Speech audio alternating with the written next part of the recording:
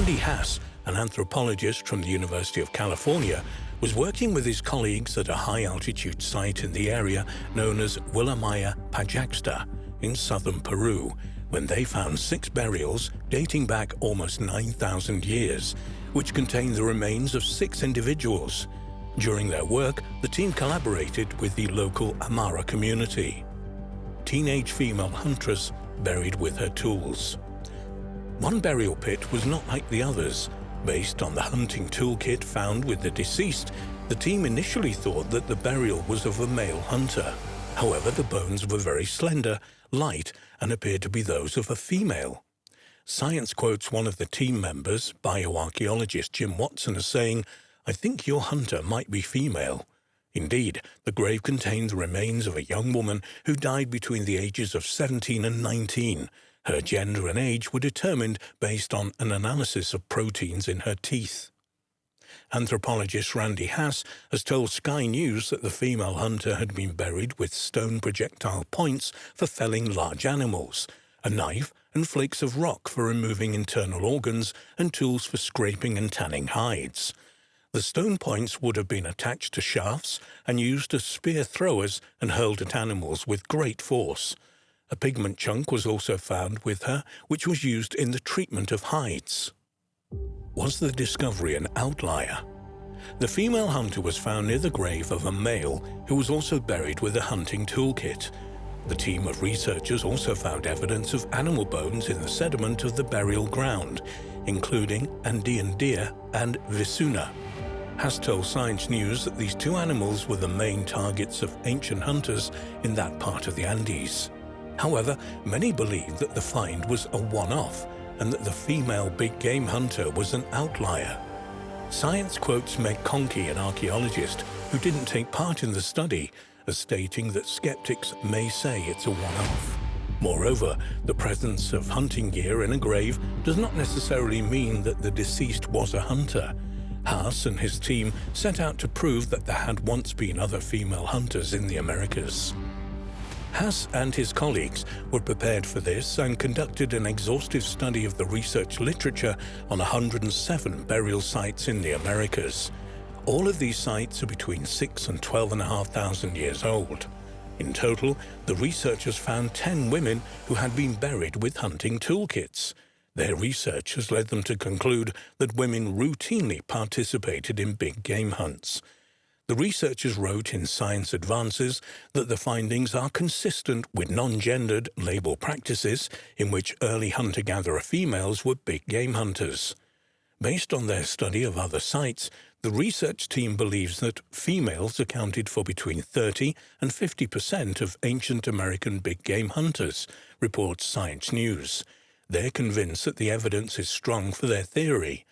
The researchers also consider that archaeologists did not recognize that females were big game hunters in the past because of sexism. Gizmodo quotes the researchers as saying that modern gender constructs often do not reflect past ones.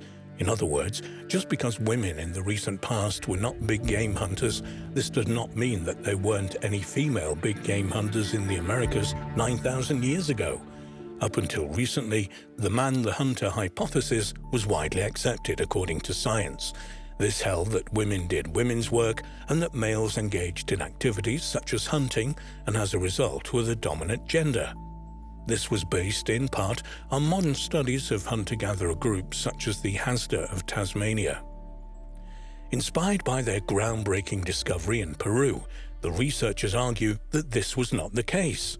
Big game hunting would have required teamwork, a group of people working together and a great deal of labor. Therefore, women would have had to have cooperated with men to ensure success in hunting expeditions. Quoted in Gizmodo, the researchers argue that there was a broad participation from both females and males in the hunting of big game. Ashley Smallwood of the University of Louisville in Kentucky tells Science News that it's time to stop thinking of ancient female large-game hunters as outliers. The discovery of the ancient female huntress in Peru could transform our knowledge of gender roles in the past. If women hunted, this would imply that there was more equality between the genders in prehistoric societies. However, some have argued against these findings and state that the researchers cannot prove their arguments about female hunters because the sample that they investigated is simply too small. However, the research is aligned with recent discoveries that challenge the traditional assumptions about gender roles in prehistory. Archaeologists have found evidence of a 5,000-year-old female warrior in California, while other finds suggest that there were female fighters in both Mongolian and Viking societies in the distant past. A team of Spanish researchers theorizes, based on grooves and nicks on the teeth of Neanderthals, that gender roles among that species were similar to gender roles of modern Homo sapiens. Neanderthal men prepared the cutting tools and weapons, while women saw to the leather garments and clothing. But there was at least one duty that men and women may have shared. Neanderthal women, these researchers think, hunted big game with the men. Almudena Estelarich, a researcher at the Spanish National Museum of Natural Sciences, said, "We believe that the specialization of labor by sex of the individuals was probably limited to a few tasks, as it is possible that both men and women participated equally in the hunting of big animals." Another researcher on the project, Antonio Rosas, along with the museum, told phys.org, "The study of Neanderthals has provided numerous discoveries in recent years. We have moved from thinking of them as little evolved beings to know that they took care of the sick people, buried their deceased, ate seafood, and even had different physical features than expected. There were red-headed individuals and with light skin and eyes. So far, we thought that the sexual division of labor was typical of sapient societies, but apparently that's not true." A study of ancient DNA by other researchers showed a mutation that may have resulted in red hair and light skin among Neanderthals, according to the Smithsonian Museum of Natural History. An article on the Smithsonian's website says 2 Neanderthals, one from Spain and one from Italy, had a mutation in a gene controlling skin and hair color. The mutation changes an amino acid, making the resulting protein less efficient. Modern humans have other MCR1 variants that are also less active, resulting in red hair and pale skin. The less active Neanderthal mutation probably also resulted in red hair and pale skin, as in modern humans. Phys.org says that one of the main conclusions of a study of 99 incisors and canines of 19 Neanderthal people showed that their communities divided work according to sex. The study, by the Spanish National Research Council, was published in the Journal of Human Evolution. The Neanderthals' teeth came from sites at El Sidron, Asturias, Spain, Spy, Belgium, and Lourdes, France. The study said grooves in the teeth of women appeared to follow the same pattern. The pattern of the grooves in women's teeth differed from that in men's. Analysis shows that all Neanderthals, regardless of age, had grooves in their teeth. This is due to the custom of these societies to use the mouth as a third hand, as in some current populations, for tasks such as preparing the furs for chopping meat, for instance.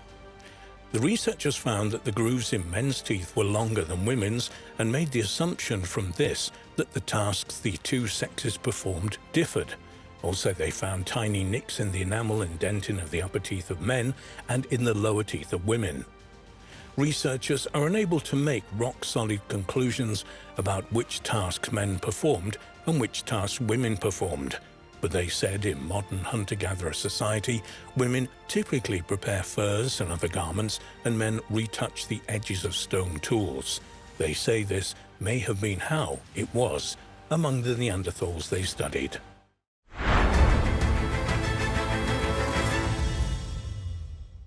The remains of an ancient domesticated dog that spent its life with humans has been unearthed in an Italian cave. Believe it or not, this ancient domesticated dog is now considered to be Europe's earliest pet dog and might be 20,000 years old. How wolves became wolf-like and then are early friends. The early ancestors of grey wolves, Canis lupus, were a group of carnivores named the creodonts that roamed the northern hemisphere between 100 and 120 million years ago. About 55 million years ago, this ancient species gave rise to the carnassials, a group of wolf-like animals that had specialized jaws and razor-sharp teeth for tearing and eating meat.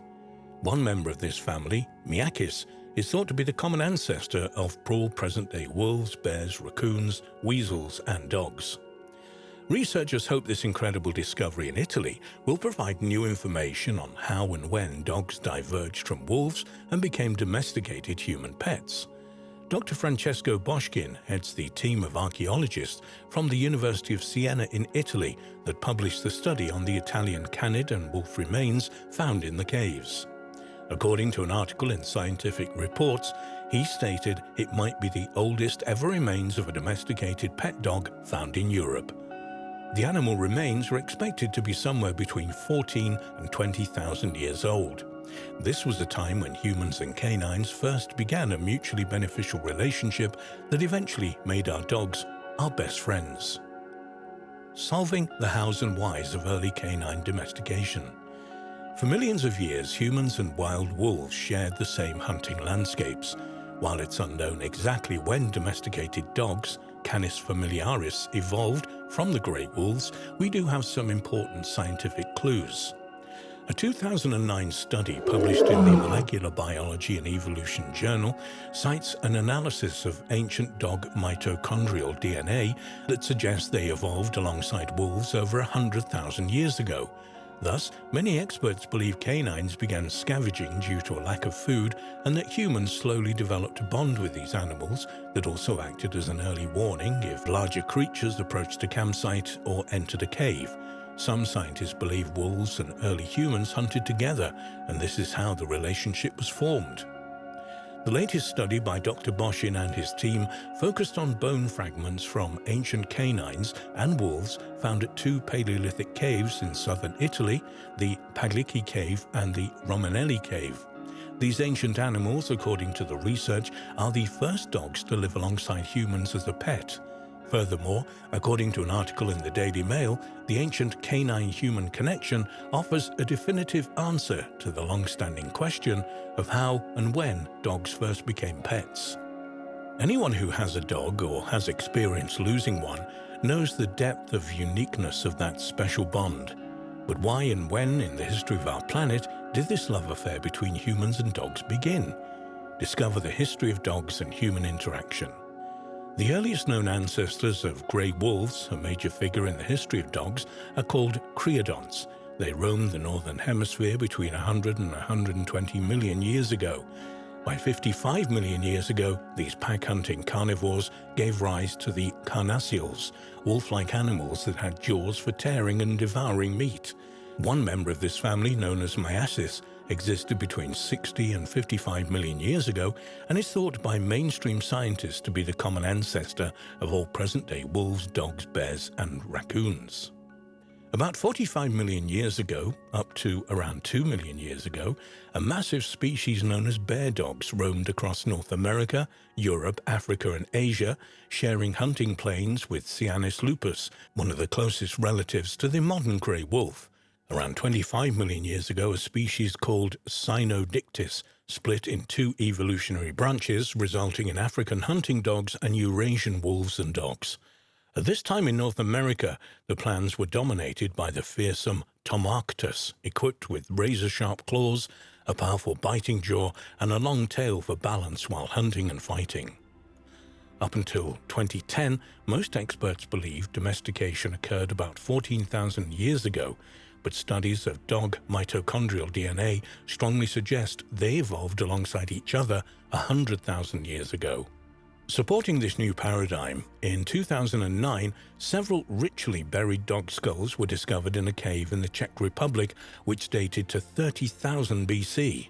Furthermore, in 2011, a Paleolithic dog skeleton dated to 30,000 BC was found biting a large mammoth bone, and its brain had been carefully removed sometime after death, suggesting it held ritual significance. Another dog skull dated to 31,000 BC was found buried with a human body in a cave in Siberia, not only telling archaeologists that the man had domesticated hunting dogs, but they had played an important role within his supernatural belief system. The relationship between humans and dogs was cemented at the dawn of farming, when people realized just how quickly a wolf could be domesticated with starch. Having sharp teeth, strong jaws, and speed, semi-tamed wolves were used to protect small hunting stations and in return were rewarded with companionship, protection, shelter, and a reliable food source. By 6000 BC, dogs were being trained as effective farming tools and weapons used at times of intertribal fighting, and these inherent ancient skills are still evident today in different dog breeds, for example guard dogs, police dogs, military dogs, sheepdogs, and rat catchers.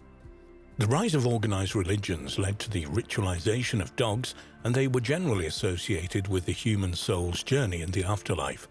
Canine deities were worshipped in ancient China, Egypt, and South America, where they were carved into statues and temples and featured centrally in mythologies and legends. Evidence of the ritualization of dogs was found in the skeleton of a male husky-like dog that lived 7,000 years ago in Siberia that had worked alongside humans throughout his lifetime, ate human food, and was ritually buried as though it were a human. What is more, a wild wolf was ritualistically buried nearby, perhaps once perceived as protecting human souls on their journey through the afterlife. Around 2000 BC, the Iron Age saw Romans, Egyptians, Greeks, and Britons increasingly using dogs in warfare, blood sports, and violent entertainment. Larger breeds such as the Mastiff and Wolfhound were found to be effective in war, and the ancient Roman history Strabo reported in 38 AD of large British dogs which were bred in their homeland of Britannia to hunt dangerous game as war dogs. In 43 AD, at the Roman conquest of Britain, a procurer called Syneggi was recorded as selecting dogs for exporting to Rome to either compete in the amphitheatre or to join the Roman army as war dogs. He mentioned a wide-mouthed giant dog that surpassed the Roman Molossus dog. What does the future have in store for dogs and us? Today, like in so many aspects of life, dogs have become extremely polarized, and we have specially trained medical dogs that detect cancers and smell when diabetic patients are suffering hypoglycemia, low blood sugars. This is all happening as astronaut dogs are being trained in space programs and search and rescue dogs leap from helicopters and speedboats, not to mention military dogs that can detect explosives and locate injured bodies in places deemed too dangerous for soldiers. A highlight in research for this article was learning that in 1943, during World War II, the American Army began a war dog training program which parachuted puppies into war zones to sniff out enemy tunnels and bunkers. What on earth will dogs be doing in the future? In the modern police and army, dogs that are trained to bite often suffer from broken teeth, which are now being replaced with sharp titanium fangs at a cost of between $600 and $2,000 a tooth. Is this the beginning of a new evolutionary path for canines? Like us, will we soon be able to sync our dogs with our computers and smartphones? In conclusion, the evolution of dogs that has spanned nearly 45 million years is far from complete, and although we have altered its course irreversibly with mass breeding over the last 200 years, so far no other animal has evolved to live alongside humans as harmoniously as dogs have.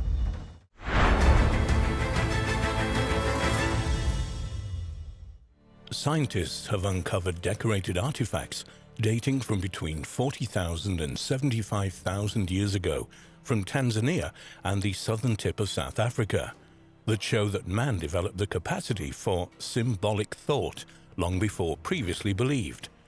The discovery of these artifacts could present huge problems to conventional thinking about human history. The earliest kind of decoration used by humans was probably ochre, which we know was used over 200,000 years ago in the Middle Stone Age and Middle Paleolithic. The earliest evidence of its use in Africa dates back 285,000 years. Ochre is an umbrella term for a range of earthy, iron-rich rocks composed of iron oxides or oxyhydroxides such as shales, sandstones, mudstones, and specularite. In Africa, ochre is still used for protection from the sun and against insects such as mosquitoes. It has also been scientifically proven to inhibit the effect of UV radiation and also has many other uses. Fascinatingly, ochre appears in the archaeological record around the same time as anatomically modern humans, and became more frequently used from about 100,000 years ago at many Middle Stone Age sites. One of the most often debated questions in the study of early man is, when did the origins of modern human behavior begin? When and where did our common ancestors first begin to behave in ways similar to ourselves? Although it is well known that Homo sapiens were anatomically modern by 200,000 years ago in Africa, there's never been evidence to support the idea that these humans could be capable of modern behavior. But all that changed with the discovery of the Blombos heads on the 24th of April 2004 by a team of scientists led by Dr. Christopher Henshelwood, a South African archaeologist affiliated with the University of Bergen in Norway and the State University of New York at Stony Brook. The discovery was made at Blombos Cave on the shore of the Indian Ocean 200 miles east of Cape Town. Archaeologists now believe that due to these and other findings, most ancient symbolic traditions in Africa date back at least 100,000 years. Years after these amazing discoveries, new discoveries relating to early Homo sapiens' cognitive abilities are still challenging mainstream views. The archaeological site at Blombos Cave contains Middle Stone Age archaeological deposits, including hearths, bone, stone, marine shells and sand in discrete layers dated to between 100,000 and 72,000 years ago.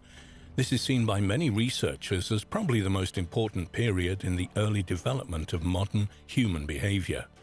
Published results from Blombos Cave indicate that some aspects of modern behavior evolved during the early-late Pleistocene after 100,000 years ago in Africa.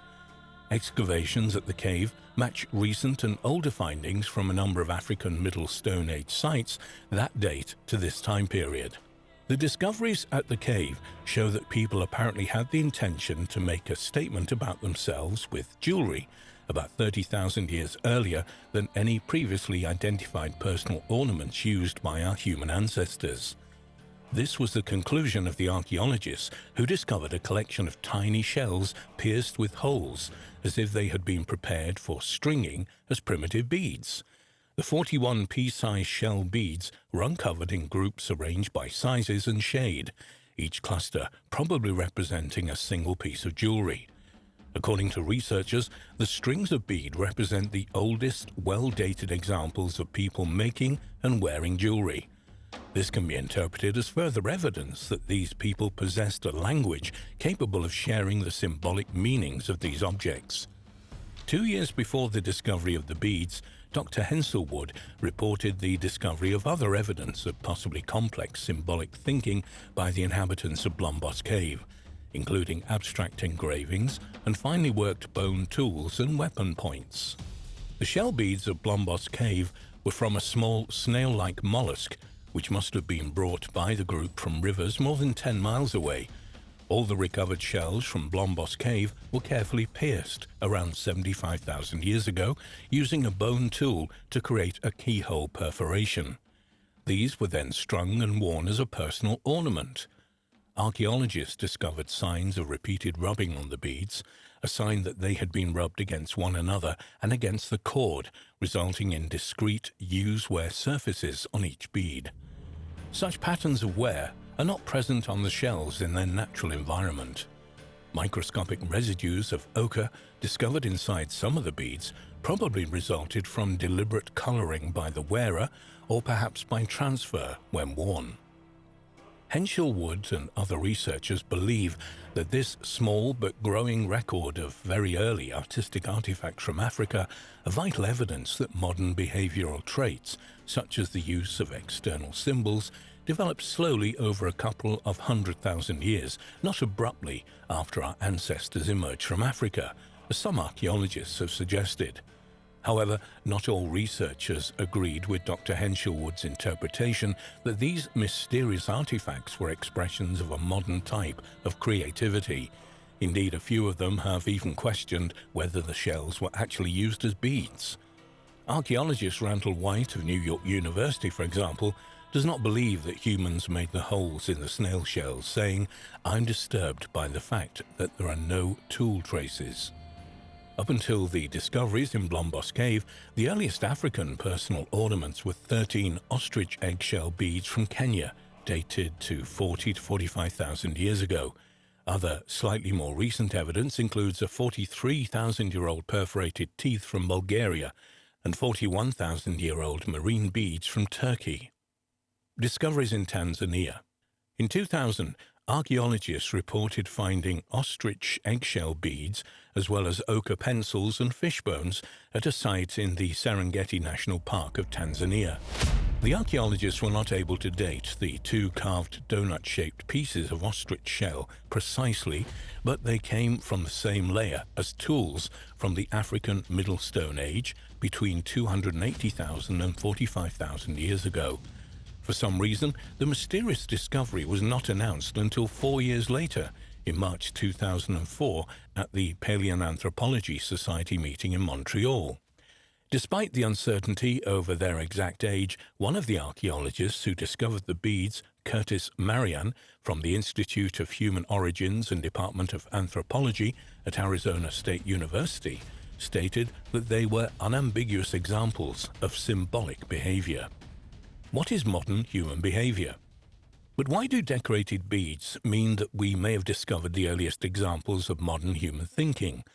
Research has shown that symbols cannot exist in isolation, but generally form a part of interlinked systems. Modern human behavior is usually defined as behavior that is caused by socially constructed patterns of symbolic thinking, actions, and communication.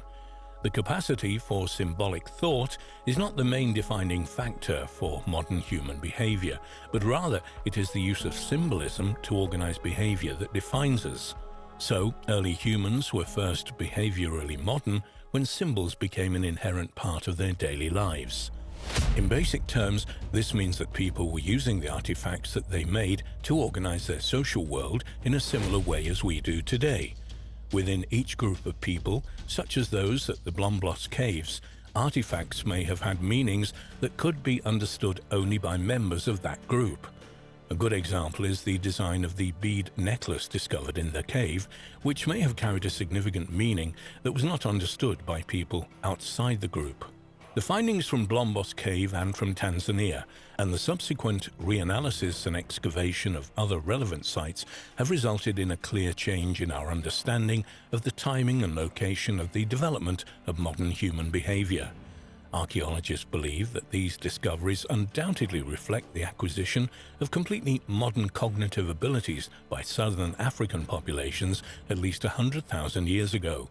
Although scientists are aware that these are vastly important discoveries in terms of early man, they still seem to be a little reluctant to believe very early dates. Randall White commented, "If the dates hold up, we now seem to be seeing a trail of representational objects that is increasingly older as we move back from Europe into Africa."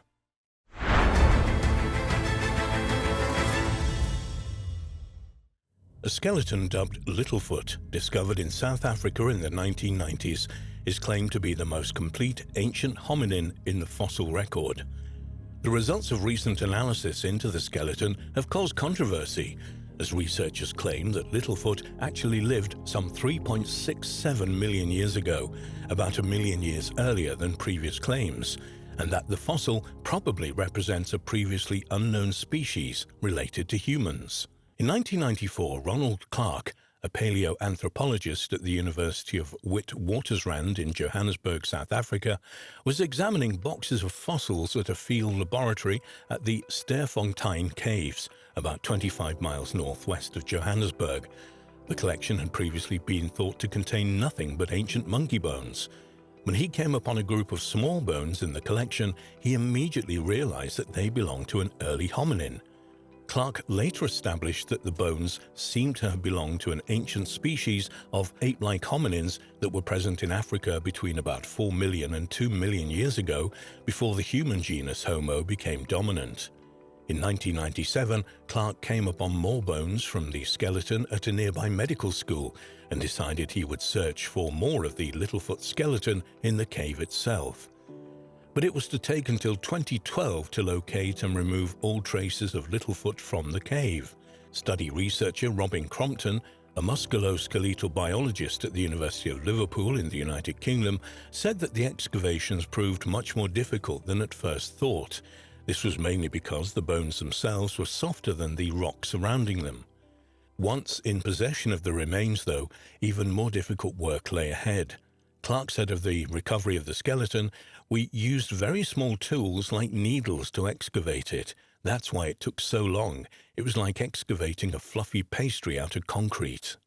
In December 2018, it was finally revealed that after 20 years of excavating in South Africa, researchers had completely recovered and cleaned the most complete skeleton of an approximately 3.67-million-year-old hominin nicknamed Littlefoot.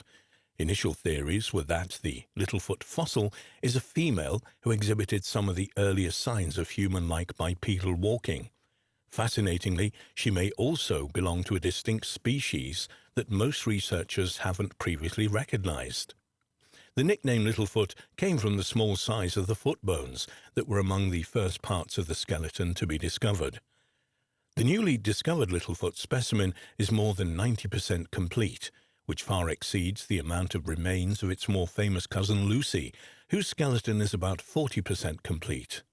The skeleton's relatively small build and certain skull features suggested to the researchers that it was probably a female of advanced age, with a brain size of about 408 cubic centimeters, about one-third the size of modern human brains.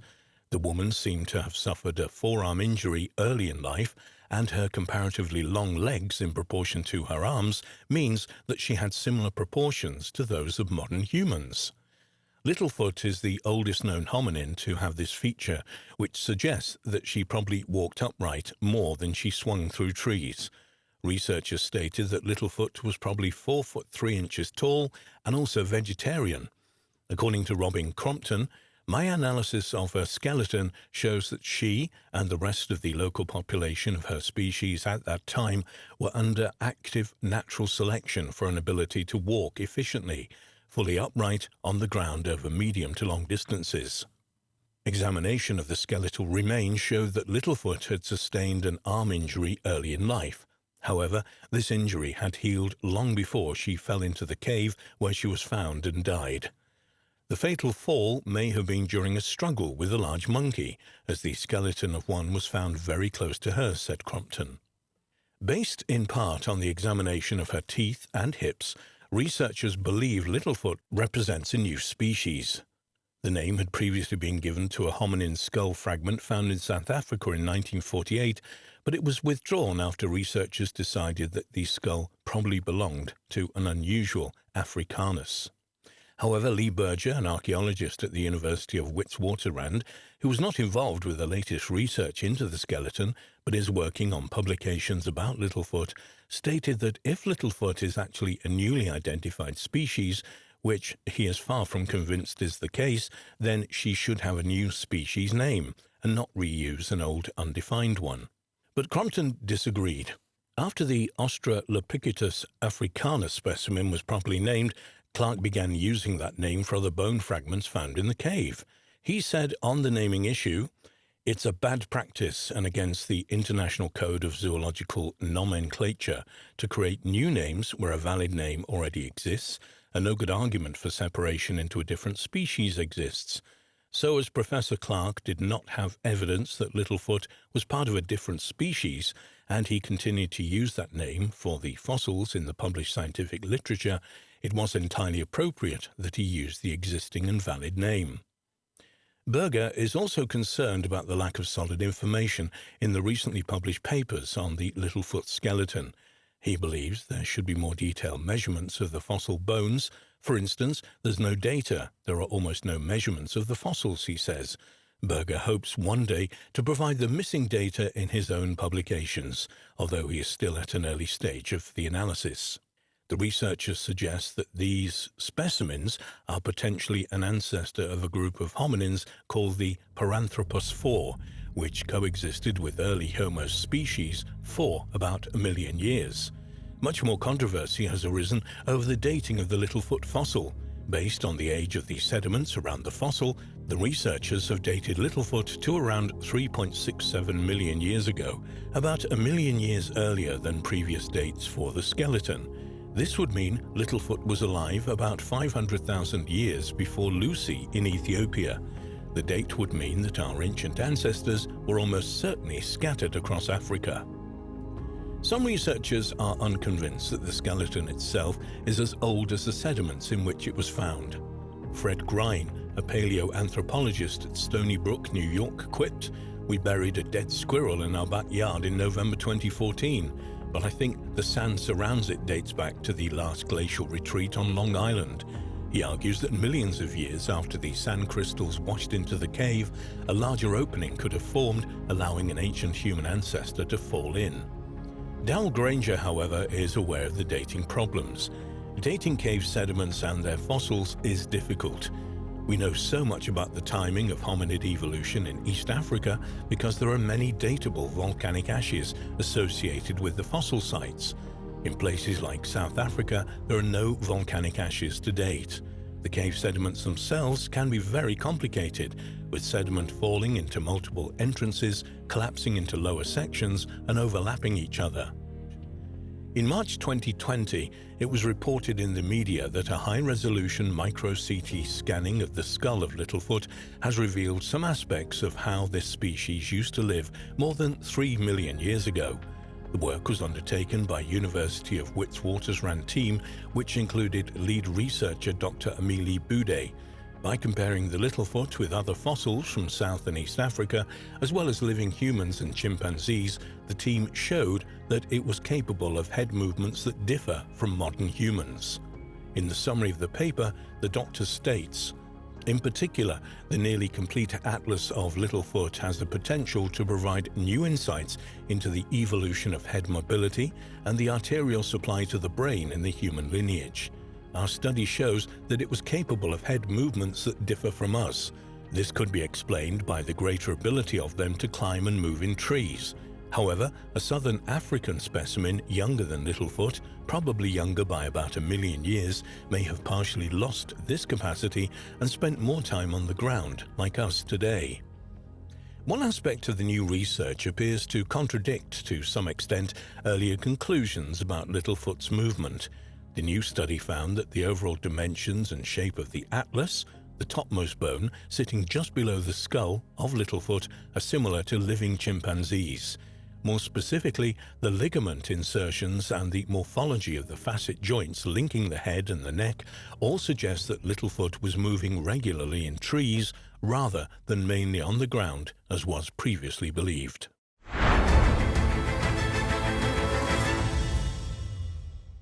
Ancient hominin bones discovered in northern Spain's Atapuerca Mountains have pushed back the arrival of humans in Europe to roughly 1.2 million years ago, around 500,000 years earlier than once believed. Fascinatingly, only about 1/10 of the site's total area has been excavated, which means there may be many more important discoveries in store. One mystery of the site the archaeologists have so far been unable to solve is how the remains of 32 individuals accumulated at the bottom of a narrow cave shaft at the site. The discovery of Atapuerca. Atapuerca is the site of a number of limestone caves near Burgos in northern Spain, known for the abundant fossil record of the earliest human beings in Europe, dating back almost 1 million years. The sites at Atapuerca have been known since the end of the 19th century, but it was not until the 1950s that any details of the site became known, when the Edelweiss Caving Club, ECC of Burgos, northern Spain, began to catalogue and map Cueva Maya at Atapuerca. In 1962, ECC members reported fossils in the railway cutting to the local authorities. A decade later, the ECC discovered the Gallery of Flint, and in 1976 they located hominid skulls in the Pit of Bones. Paleontologist Emiliano Aguirre began investigating sites at Atapuerca soon afterwards, and in 1978 put together a research project for the first excavations there, which he led until 1991, when he retired and handed over the leadership of the Atapuerca research project. Oldest European.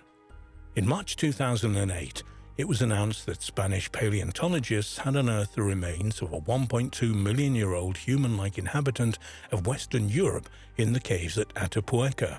According to the researcher, the fossil find demonstrates that members of our genus, Homo, colonized this region far earlier than previously believed. The primitive hominin is represented by a fragment of jawbone bearing a few teeth. Although stone tools of a similar age to the fossil jawbone, from about 1.2 to 1.5 million years old, had previously been discovered in France, Italy and Spain, this is the first verifiable human material of this date. This lends support to the theory that the tools found in the vicinity were made by primitive humans. According to Chris Stringer of the Natural History Museum in London, when combined with the emerging archaeological evidence, it suggests that southern Europe began to be colonized from Western Asia not long after humans had emerged from Africa, something which many of us would have doubted even 5 years ago. The Pit of Bones. One of the sites at Atapuerca Grandalina contains human remains which have been dated to about 800,000 years ago, as well as some of the earliest tools ever found in Western Europe. But perhaps the most fascinating discovery at Atapuerca was a cave called the Pit of Bones, where 43 feet down, more than 1,600 human fossils, including several nearly complete skulls, were found. The materials in the pit dates back to between 600,000 and 300,000 years and represents about 28 individuals whose brain sizes are within the range of both Neanderthals and modern humans. This represents the world's largest collection in any one place of ancient human fossils. Compared to modern humans, these people were short, stocky, and had smaller brains. It has been estimated males were about 5'7" tall and weighed around 170 pounds, whereas females stood around 5'2" and weighed 125 pounds. The skeletons exhibit a number of characteristics unique to Neanderthals, including a projecting midface, long and narrow pubic bones, and thick finger bones. However, unlike later Neanderthals, they do not fully express the characteristic Neanderthal form. The site also contained a 430,000-year-old fractured skull, which has been interpreted as the earliest evidence of interpersonal violence in Homo. Also discovered in the pit were the bones of cave bears. It's believed that the bears fell down the shaft by accident, probably while seeking places to hibernate. But what the human bones were doing there can only be imagined. No signs of tool butchery or other food remains were discovered, and a single stone hand axe was the only tool discovered in the pit, fashioned from a type of stone not known in the area. Researchers have proposed various hypotheses to explain how the fossils got there. According to one theory, the bodies may have been purposely dropped by their relatives in some kind of ritual burial. This would push back the origin of mortuary practices in humans substantially. Thus far, the earliest accepted burials only occur after 130,000 years ago among Neanderthals and Homo sapiens. However, other researchers believe it is more than likely that the bodies were deliberately dropped there after meeting violent ends. The hominins may also have been dragged there by carnivores, carried by floodwaters, or even been trapped after venturing too far. In August 2016, a study of the human remains from the Pit of Bones was published in the Journal of Archaeological Science. It identified trauma on 8 skulls from the pit. Part of the abstract of the study reads, "The fractures found in 17 crania from SH display a post-mortem fracturation pattern, which occurred in the dry bone stage and is compatible with collective burial assemblages. Nevertheless, in addition to the post-mortem fractures, 8 crania also display some typical peri-mortem traumas. Interpersonal violence as a cause for the peri-mortem fractures can be confirmed for one of the skulls, cranium 17, and also probable for cranium 5 and cranium 11. For the rest of the crania, although other causes cannot be absolutely ruled out, the violence-related traumas are the most plausible scenario for the peri-mortem fractures. If this hypothesis is confirmed, we could interpret that interpersonal violence was a recurrent behavior in this population from the Middle Pleistocene." It would appear from the results of this study that at least some of those in the pit suffered a violent end at the hands of other members of the population in the area. However, this still doesn't explain how and why the dead bodies were taken into the cave chamber. Perhaps the perpetrators wanted to hide their victims, or maybe relatives interred the corpses in the pit. We shall probably never know for sure. DNA evidence. In December 2013, it was revealed that a thigh bone from the pit of bones had yielded 400,000-year-old DNA, by far the oldest human DNA ever sequenced. Previously, the oldest human DNA sequenced came from bones that were less than 120,000 years old. Astonishingly, the results suggested that the thigh bone belonged to a previously unknown human species, which some researchers believe may even be a missing link between Neanderthals and their mysterious cousins, the Denisovans. Paleontologists believe this result brings us nearer than ever before to understanding who our own common ancestor with the Neanderthals was. According to Chris Stringer, the genomes we have up until now are really very recent. This takes us at least a few 100,000 years back towards our common ancestor with other hominins. The researchers had expected the DNA to resemble Neanderthal, but it proved to be quite distinct, most closely resembling that of the mysterious Denisovans, a species known only from a finger bone and 2 teeth discovered in a Siberian cave. Stringer admitted that they were somewhat baffled by this result, and there is no evidence that the Denisovans ranged anywhere near Atapuerca. One possibility considered by the researchers is that the fossils belong to the common ancestor of Neanderthals and Denisovans, and some of their descendants later traveled east and became the Denisovans. The genome recovered from the pit of bones is particularly relevant, as it is from a period that is extremely close to the origin of our human line. The archaeological evidence indicates that these early humans were developing important new ways of behaving, though they were still using fairly primitive stone tools like the crafted hand axe, which researchers have nicknamed Excalibur, that was found in the pit. But the bones also suggest more sophisticated traits. One of these traits is the use of the pit as an early burial site, part of a very simple funeral rite. Chris Stringer has even suggested that Excalibur may have been some kind of tribute to the dead. The discovery in the pit of the deformed skull of a girl, who lived to be about 12 years old, also reiterates this more modern behavior, suggesting that the tribe cared for her. There's a hint of something human caring for the disabled, says Stringer. Latest research.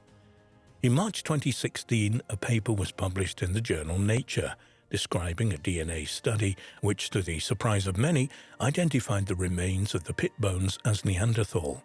Using this information, the researchers were able to push back the date when the separation between our family branch and that of Neanderthals to sometime between 550,000 and almost 800,000 years ago.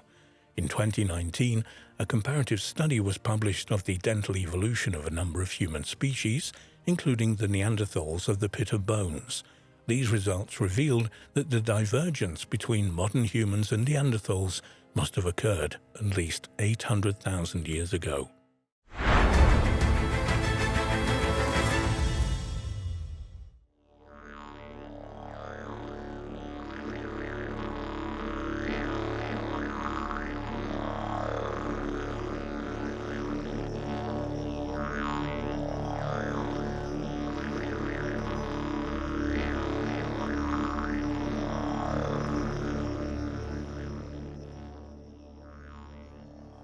The question of when and how the continent of Australia was first populated has always been a bit of a puzzle to archaeologists, but recently some new light has been shed on the problem.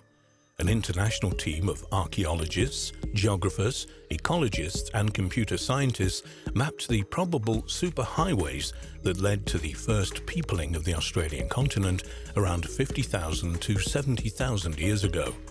The team generated a fascinating map which reveals these migration superhighways traversed by early humans in Australia, which mysteriously bear striking similarities to Australia's modern highways and stock routes.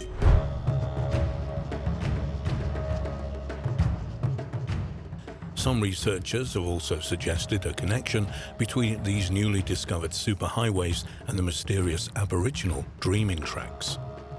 Over the years, there have been many theories about where the indigenous ancestors first settled in Australia tens of thousands of years ago, but evidence for this activity is extremely scarce. Only a very small number of archaeological sites date from these early times when sea levels were much lower and northern Australia was joined by a land bridge to present-day southern New Guinea and eastern Indonesia, and people and animals were able to walk at various times across to Tasmania from the mainland. This megacontinent, known as Sahul, was 30% larger than Australia is today. One of these early archaeological sites was at the now dry Lake Mungo in western New South Wales. Here, in 1968, Earth scientist Jim Bowler uncovered the cremated remains of an Aboriginal woman in an eroding dune close to the shoreline of the lake. In 1974, the ancient remains of a man were found nearby. Both of these remains, now called Mungo Lady and Mungo Man, were found to date back to a staggering 40,000 years, thus doubling scientific estimates of how long Aboriginal people had lived in Australia. The amazing discoveries at Lake Mungo reveal that Aboriginal history stretched back at times so remote that the only humans in Europe were Neanderthals, and people had not yet reached America. By about 70,000 years ago, modern humans, Homo sapiens, began moving into Southeast Asia, where they would probably have encountered existing groups of archaic humans like Homo erectus, Homo floresiensis, often referred to as the hobbits, and possibly also the mysterious Denisovans. In May 2021, it was announced that researchers had used supercomputers to simulate 125 billion possible travel routes and reconstruct the most likely superhighways. The first humans to arrive in Australia used to navigate across this new land more than 65,000 years ago. The international team of scientists who undertook the research was led by researchers from the Australian Research Council Centre of Excellence for Australian Biodiversity and Heritage, CABAR, and recently revealed some of their methods to the press. They said, "We think people navigated in new territories much as people do today, by focusing on prominent land features protruding above the relative flatness of the Australian continent. To map these features, we built the most complete digital elevation model for Sahul ever constructed, including areas now underwater. We used this digital elevation model to understand what was visible to early travelers.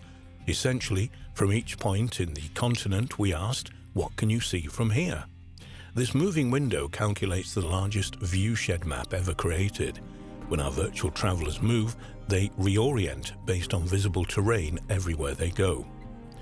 For their work, the researchers created an imaginary traveler, a 25-year-old woman carrying 10 kilograms of supplies to traverse the landscape. They collected all the various pieces of data they accumulated into a mega model known as From Everywhere to Everywhere, FEAT, and created over 125 billion possible pathways from every spot on the continent to everywhere else. Each route represented the easiest way to move from one location to another. Obviously, the researchers could not possibly examine every path of the 125 billion pathways that they had created, so they reduced the number by comparing all plausible pathways with the distribution of the oldest known archaeological sites on the ancient continent, providing weighted possibilities for each path. This work produced a scale of pathways going from the most likely to the least likely chosen paths. The most likely pathways in the map above are what the researchers called the superhighways of the first indigenous populations on the continent. The team's conclusion, drawn from their computer-generated maps, is that the early populations spread across the now submerged wide plains on the western and eastern margins of the continent and through to the region that now forms the Gulf of Carpentaria, the large shallow sea which now connects Australia to New Guinea. The nagging question of whether there was evidence that anyone had actually used these computer-identified highways in the remote past was soon answered by their research. A large number of archaeological sites in Australia, known to be at least 35,000 years old, were located on or near these superhighways, and many tracks also coincided with ancient trade routes known from the oral histories of the indigenous people, or agreed with genetic and linguistic studies used to trace early human migrations. But these superhighways may well have been much more than routes used for the initial peopling of Sahul.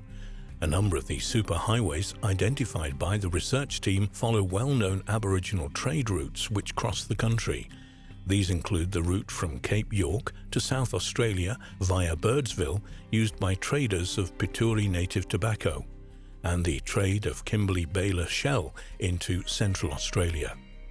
There are also obvious similarities between the researchers' map of ancient highways and the most common trading and stock routes used by early Europeans, which is not surprising as they followed established routes long used by the Aboriginal peoples. The researchers' groundbreaking work on these superhighways has impressed the archaeological community. Archaeologist Kyle Bokinski of the University of Montana, Missoula, said, "This is a really compelling illustration of the power of using these simulation techniques at a huge continental scale to understand how people navigate landscapes. It's impressive, extreme computing."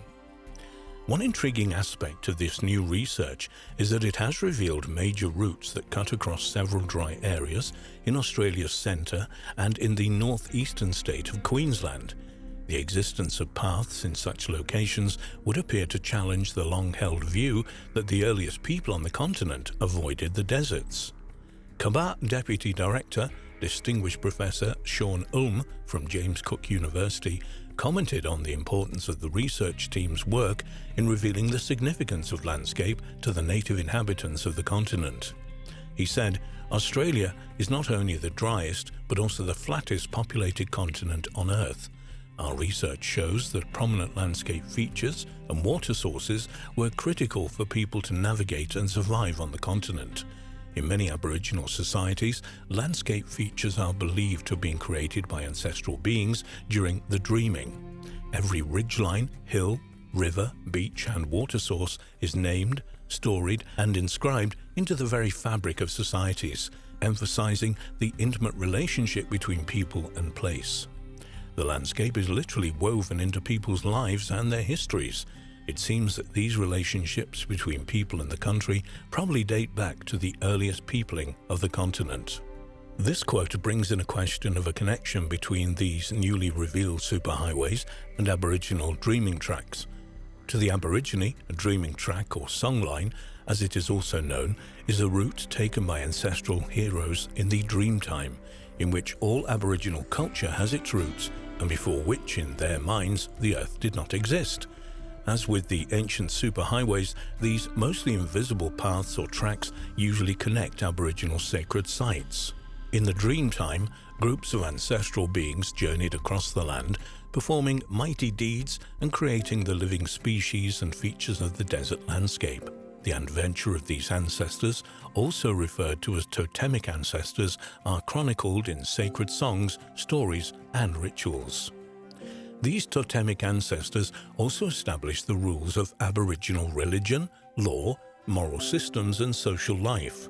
In the mind of the Aborigine dreamtime is a true record of how the landscape was formed, a landscape which is still inhabited by the spirits of their ancestor beings.